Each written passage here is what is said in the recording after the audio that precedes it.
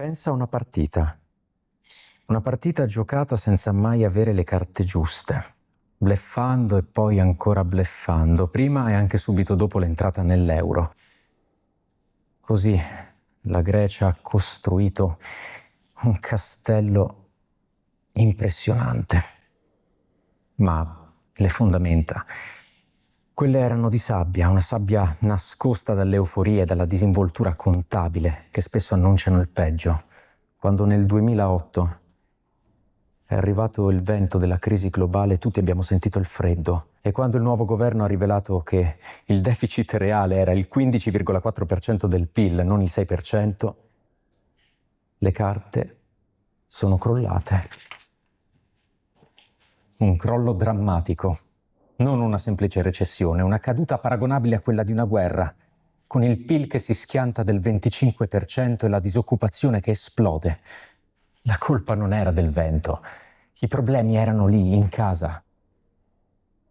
Quando i creditori hanno chiesto il conto, la rabbia popolare è esplosa, prima contro i politici che avevano costruito consenso con la spesa, poi contro l'austerità, percepita come un'imposizione. Ma era solo la conseguenza inevitabile per evitare il collasso.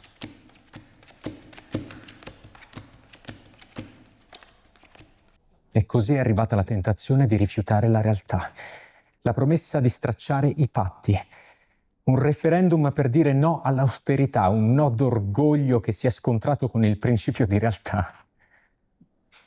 Le banche hanno chiuso, i bancomat si sono svuotati. Quell'illusione è durata un attimo.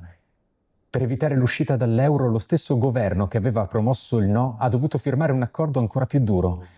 Si è capito che non c'erano scorciatoie, che per restare nel gioco bisognava accettare le regole di disciplina, di responsabilità. Le riforme strutturali, la libertà di impresa, un fisco diverso, l'attrazione di investimenti esteri sono state le nuove carte. La Grecia ha cominciato a giocare con le sue forze, tanto che i giovani che l'avevano lasciata nel pieno della crisi tornano oggi a guardarla come un'opportunità.